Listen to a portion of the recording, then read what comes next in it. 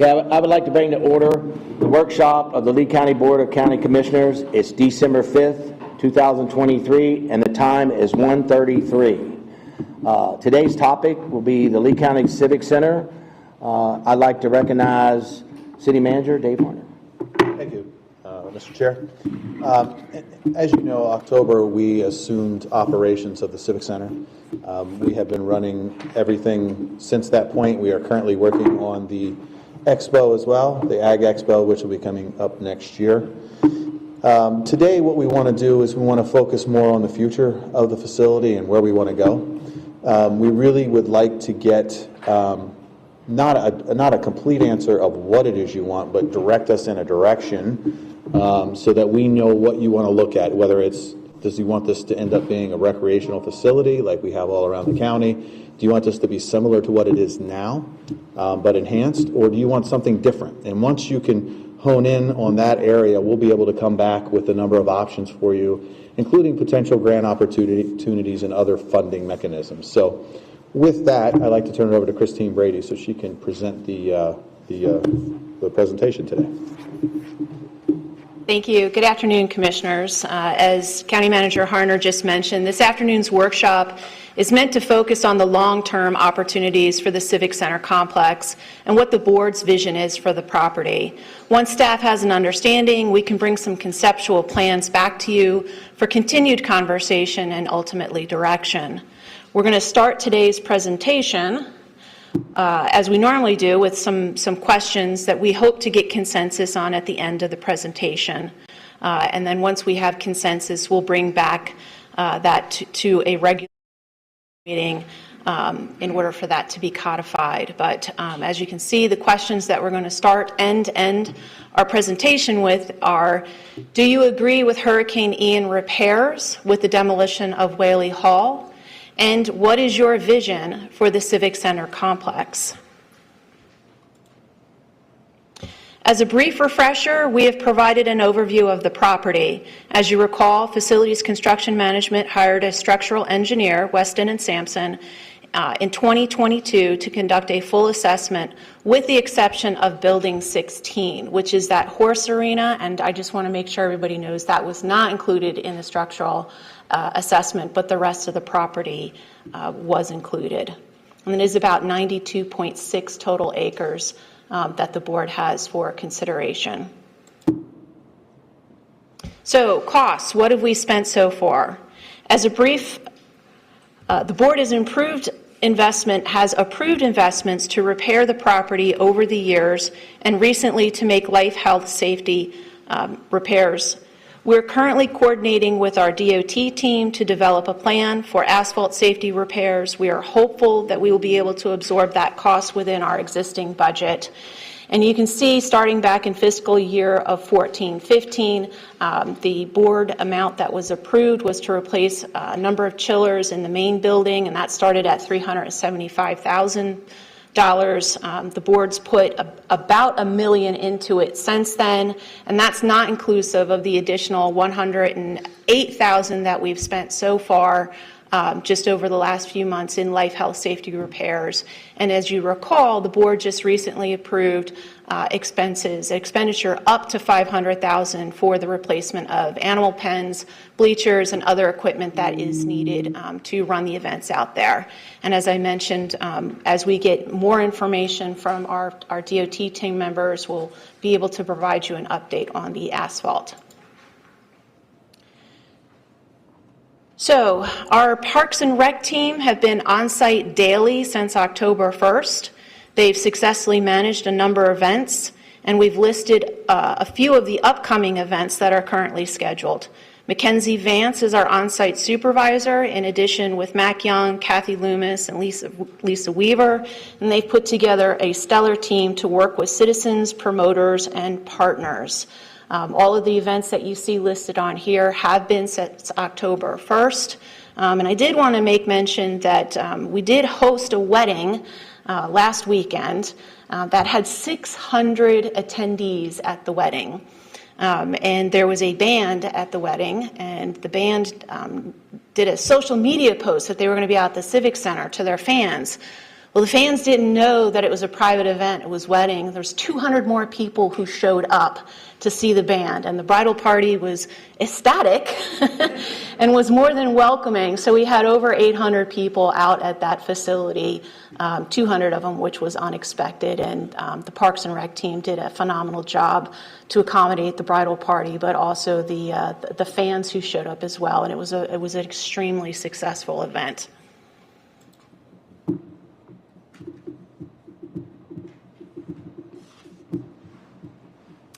So emergency staging operations, we just want to take this opportunity to remind the board and everyone that this property is a key post-storm emergency location. We've hosted a number of emergency response teams during Hurricane Irma as well as Hurricane Ian. We've done a number of community outreach events for citizens and for our community. One of the larger events that we hosted was in conjunction with the state and actually the federal government for disaster assistance, financial assistance that we did probably about 4 weeks after landfall from the hurricane.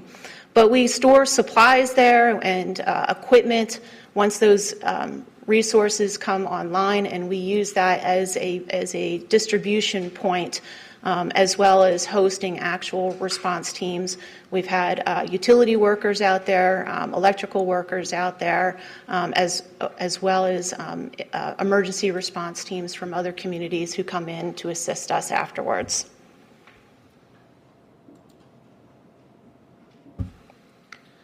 So here we have a brief history of the 4-H program in Lee County, which, as you can see, the first club started back in 1920s.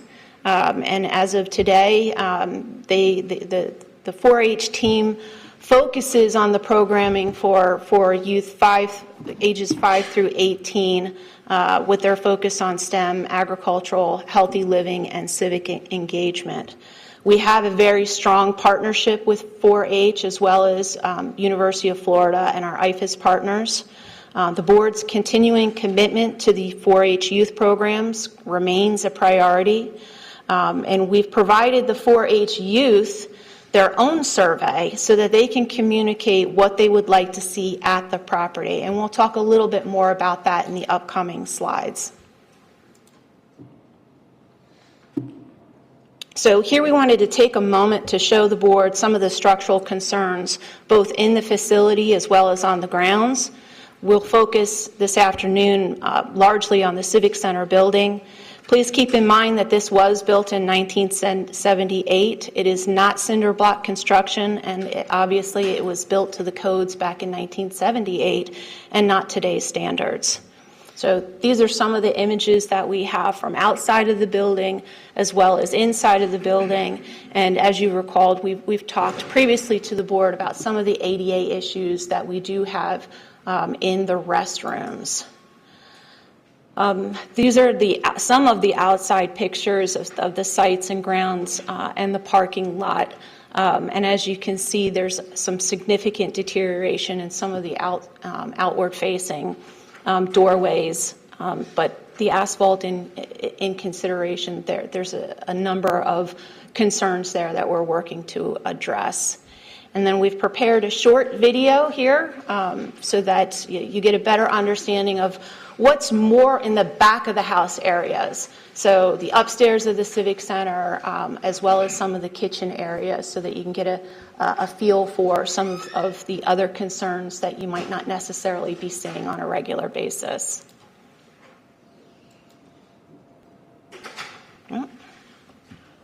Go back. Sorry about that.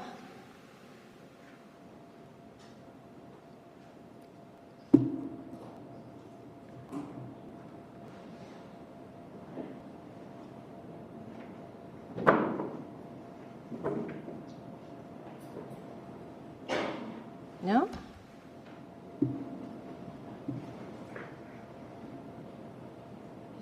Do I just need to click?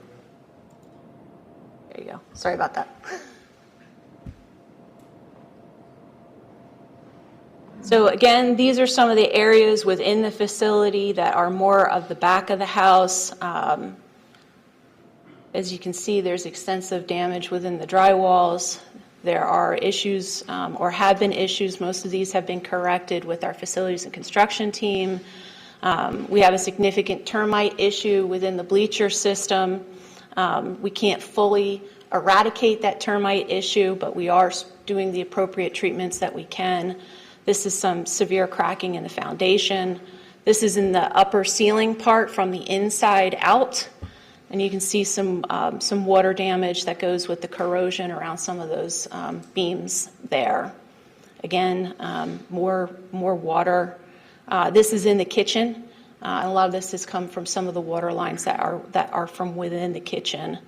And you can see there's some cracking on some of the beams there as well. And just to be clear, we're not allowing anybody to cook in that kitchen. That is correct. Just wanted to put that out there. We're not allowing any cooking in there. So. Yeah.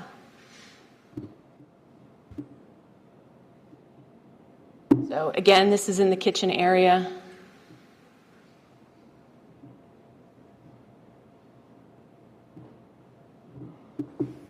So this was some of the fire. You've heard us talk a lot about fire suppression and fire safety issues that our Parks and Rec and Facilities team has worked with vendor to rectify. But these are fire exit doors, obviously not to code. I want to stress these have all been fixed as far as the fire exits and the fire suppression have concerned. And those repairs are part of that $108,000 that I mentioned in that previous slide that the board has already authorized and committed to making sure that those fixes were put into place.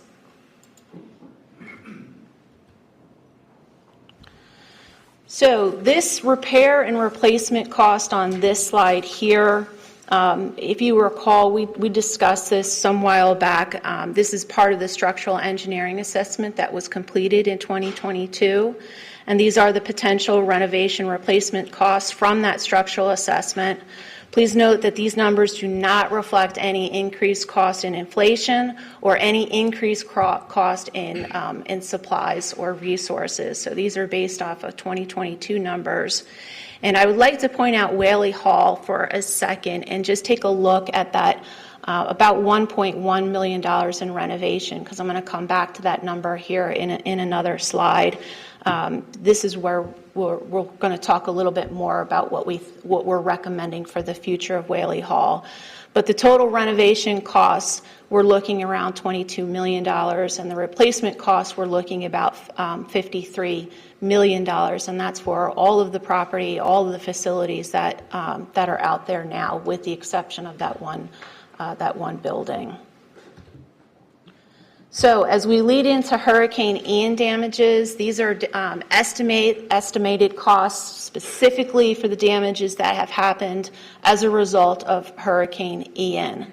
And as I mentioned before about Whaley Hall, when we look at Whaley Hall, the roof and the interior, and you have about $647,000 estimated to repair, and that doesn't necessarily offset the $1.1 million that we were just looking on the previous slide for renovation.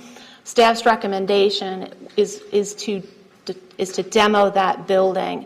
And part of the reason we're making that recommendation is not only because of the financial commitment to it, the fact that it's going to take a couple of years for us to be able to get to those renovations, but all of the activities that were occurring in Whaley Hall, we've been able to program either in the Civic Center or in Davidson House. So the wedding, those are some of those events that would have typically happened in Whaley Hall, but we've been successful in moving them someplace else. So all of those events needs are being met with the existing buildings that we have available right now. And all the renovation costs that you've put into that I showed you on that previous slide, and the $108,000, that is meant to get us about another 3, hopefully 5 years. And the idea of that is to be able to give the board the opportunity to look at concept plans, still be able to host the current events that we're doing out there right now, including 4-H, including the Ag Expo, and be able to meet the community's needs while you go through this process of narrowing down the focus, us being able to bring you some conceptual plans back, and then being able to really kind of drive towards a specific direction. So as you know, we conducted a public survey online through March 24th through April 23rd, and we've highlighted some of the feedback that we received on agricultural and rural emphasis, community park amenities, amphitheater, concert venue, and I'm going to come back to that conversation again in a little bit. But the vintage markets, the farmers markets, the guns, the RV shows, the senior expos, those were all things that were important. So Parks and Recreation worked with our community engagement team to develop the online public survey. The survey was advertised online through social media posts as well as the county's monthly newsletter. The survey received over 4,000 responses, and as I noted, we've mentioned some of the themes here.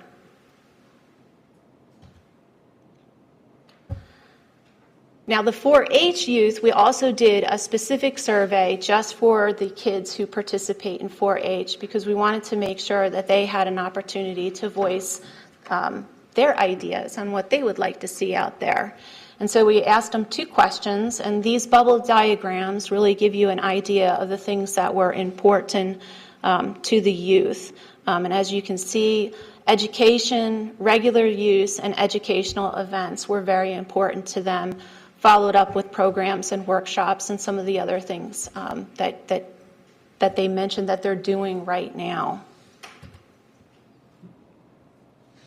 The second question was about enhancements that they would like to see at the Civic Center to better their experience. Livestock barns, far and away, one of the most important things to the kids. Dedicated 4-H space, so that it met all of 4-H needs, all of the 4 components of 4-H. Meeting spaces that they would have regular use to, and of course the arenas, office space for them, seating, bathrooms, and cooling areas.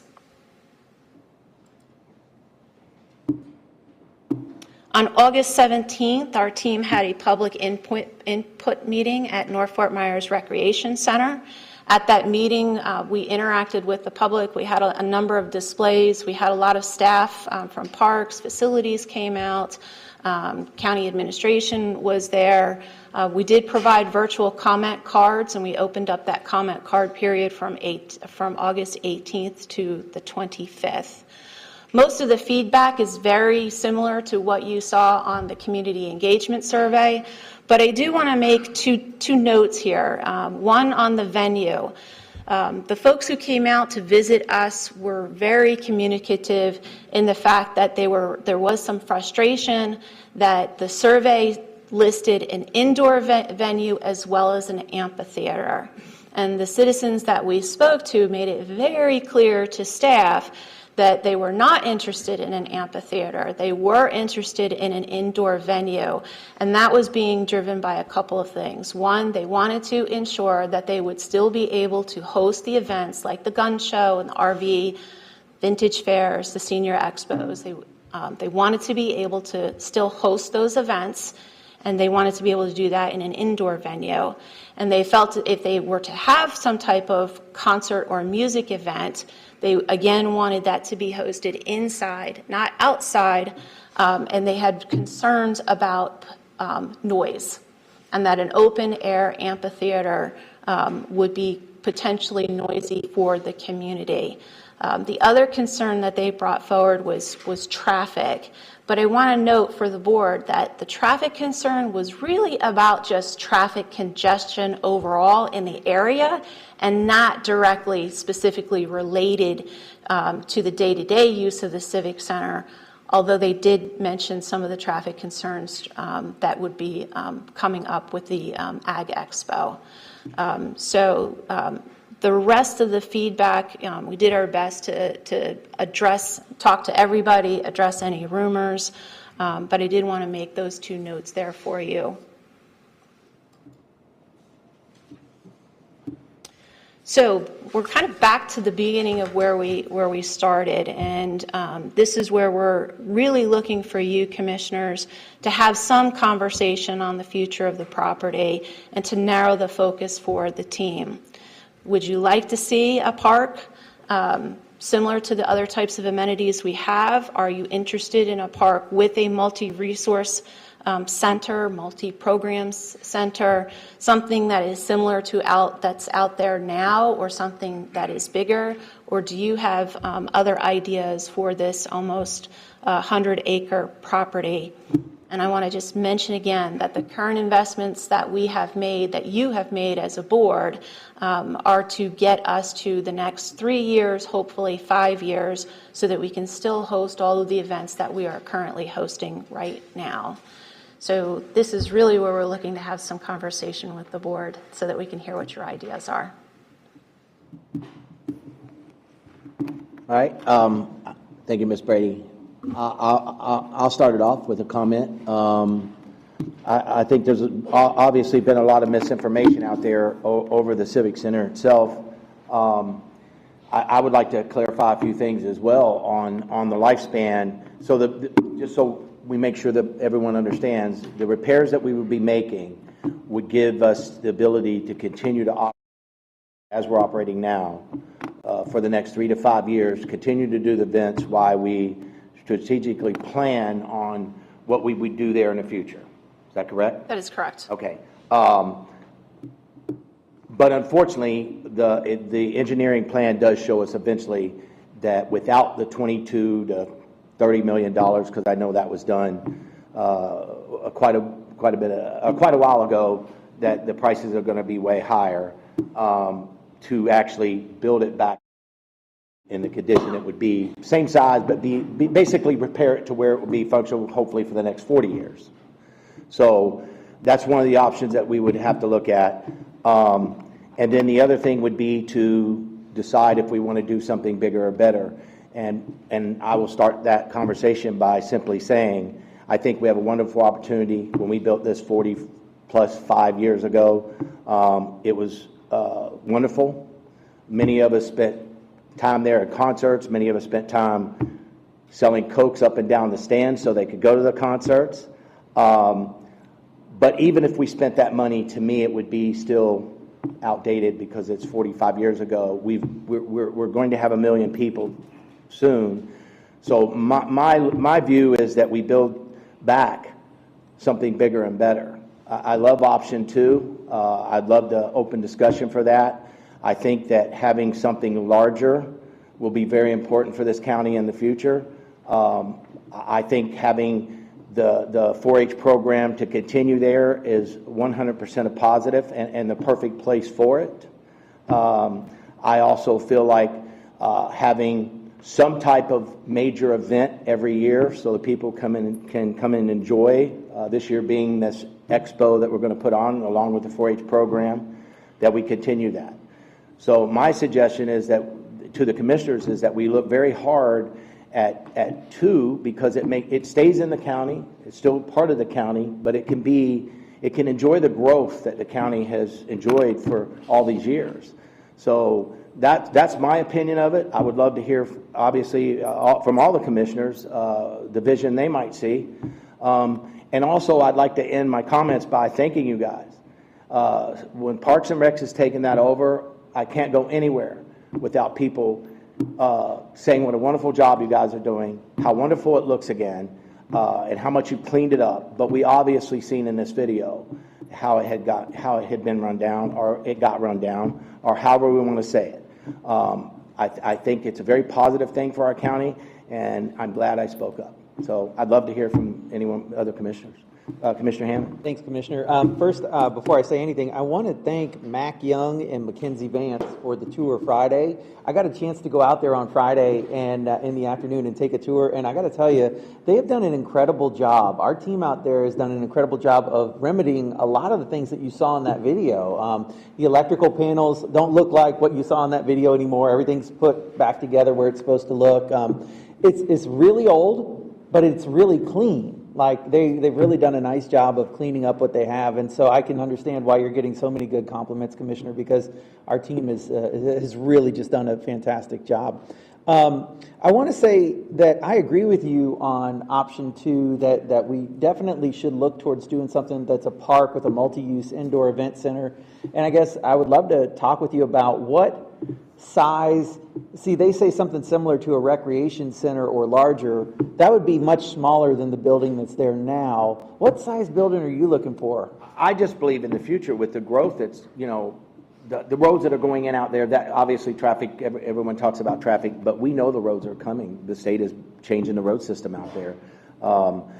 I just think the one thing that this community countywide lacks is, we do have Hertz Arena, but we have hockey there a good portion of the year. So we miss out on a lot of events and things that a lot of entertainment that I feel like the county constituents deserve, and we don't really have that facility. I want it to be as big as we can imagine, as far as the arena, the civic center, whatever we would choose to call it, but to be able to hold national events. We're a very large county, and it just makes sense for us to put the future investment there. And the great thing about the situation we're in, we're going to be able to continue to run it as it is and have time to do a bond or figure out how we can pay for this. But I 100% believe that it should be part of the county, and that property should stay part of the county. And I just believe we should build something that all the people that live here deserve and will draw new people to come here to see the events here. That's what I believe. So, Yeah. so as big as we can imagine. I think my head's in the same spot as yours. Look, I think as you started off with a lot of fond memories, I do too, right? I remember going to see the monster truck shows there as a kid. I remember going to see concerts there and things like that. And I think I want that for our future generations, right? I want them to have a space where they can go and make very similar memories. And that's kind of initially when I looked at it and I saw the improvements that were already made by our staff.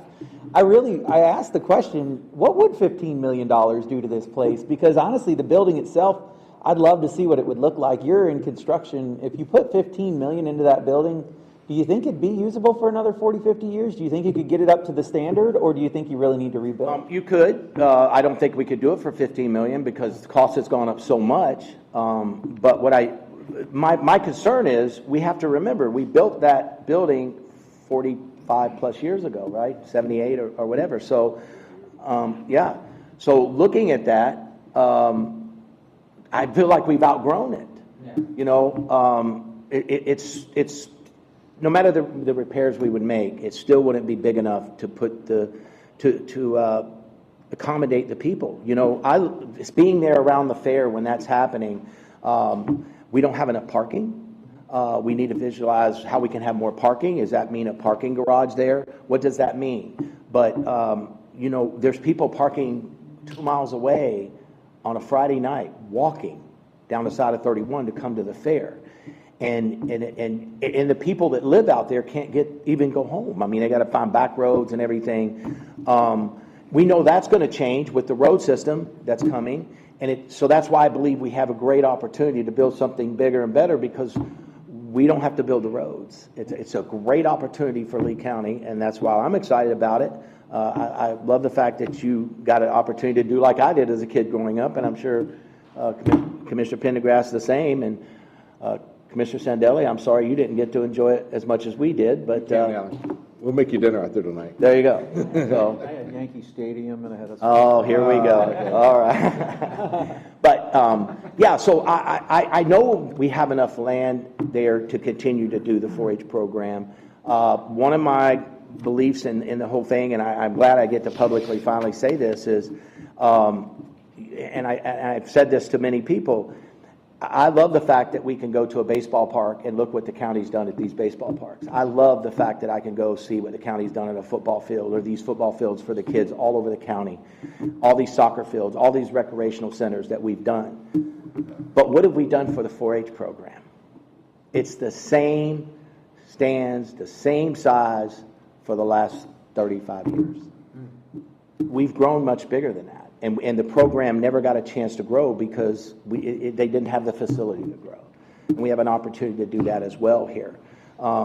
So I see us being able to do all those things in the middle right there. I'd love to see the graduations back there again. I think it's sad that we don't have a place, that place that a size like that where people aren't limited to how many family members can come to their graduation. So, and that's what started to happen out there where you could only invite so many people. Well, that was done many years ago. What would it be like now if we just rebuilt? It makes more sense to build much larger. Commissioner Pendergrass. Kind of feel the same way as like, the county 45, 50 years ago when this was first built and designed was, I think we had 375,000 people here then. And now if you look at the whole region with what's going on in Charlotte County with Babcock and the whole area with the expansion of 31, perfectly a good example. Why would you not expand that center and make it a larger facility so you can host larger events?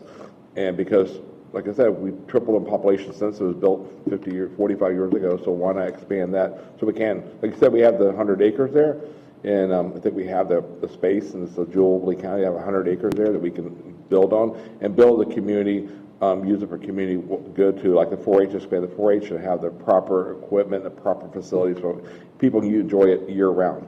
So we definitely need that. You shouldn't have to go to Charlotte County or Hertz Arena to go to an event with the county. With our facilities we have county-wide, that should look like our facilities now, and it doesn't. So that's why I'm in favor of tearing everything down over the next 3 years, trying to come up with a plan and to see what we can rebuild out there as soon as possible. Well, thank you, Commissioner Pendergrass, and I'd like to add to that, and I wanted to say that earlier, is having the ability for these 4-H programs to use it year-round, right, and not just small events. There's a horse arena out there that rarely was used. As soon as the fair would be, the stands would get removed, so it wouldn't be used. And I think we have an opportunity to do something really special for Lee County here. Any other points? Commissioner Sandelli, please. A couple things. One is, because I had some responsibilities beyond this mark before I started here, I look at things on maybe a little bit broader basis. I look at Kuiper Preserve, and I mentioned this in some different briefings. I look at Kuiper Preserve and what can that be, what should it be, and how does that augment whatever we decide to do up here. Okay, so that's another venue that's at Creative. I also think one of the parcels that I think we leave out sometimes is Skyplex. Skyplex is in the shadows of a great stadium. Hotels there to bring people in, sporting events and land, so on and so forth. I think that is a piece that, is, from my perspective, could be another piece in this puzzle of everything. I've been through the building, I've toured the building and everything. My father was in construction. I wonder how much money it would take to stabilize it, and is that the right thing? I think at some point it's a law of diminishing returns, and I do think that we have to look at something larger. So I think a venue, whatever it's 3 years or 5 years, whatever, gives us time to assess not only the condition of the building, potentially what we want, how we're going to pay for it. The other thing is, as more people come to this area, they're going to have different ideas about what they've seen in other markets, what they would like too. And so while we want to be sensitive to the needs today, how do we accommodate people that they have now a buy-in to that property as well? I think the other thing too is when I looked at the building and been through the building, and whatever we build back, we're building back, a lot of our conversations are built to new standards. So how much money do you have to put in there to build back to standards that are safer and more resilient, so on and so forth, even though the proximity doesn't lend itself to that. So I think I agree. I think the other thing too, one of the things I've been most impressed with, a couple years ago we had the Edison Awards at a property, Sid Kitson's property, and when they did their presentation on what the ag business is today and where it's going, I don't know if I've been more jazzed about anything. So we take the kids today that have been doing the same thing as you said, year after year after year. Where's the industry going? And how do we match up 4-H and that industry with the ag industry, which is very important to us? And I think that's going to be an exciting part for the parents and for the students going forward. I agree, and we've been able to do some pretty special things this year out there since we've taken over. Is able to waive the fees for the kids to be able to do to show the animals, and I want to thank all the commissioners for letting that happen, and the staff to help a lot of folks out there. But I think we're pretty consistent in consensus on what we're looking for. If there's any more input I think 2 seems to be the direction. And of course, that's still a long way to go. I understand that, but at least the board's looking for that direction, and Commissioner Hammond. I agree with you that that middle column is what we're thinking, except for I would modify it to say, not similar to a recreation center, but something similar to the arena or larger, the arena that's there now or larger. Because if you've seen the recreation centers, they're fantastic, but they're more like smaller gyms. I mean, sounds like Commissioner Greenwell's vision and the vision that I think we're all agreeing with is something that's much larger, like an arena type, concert venue.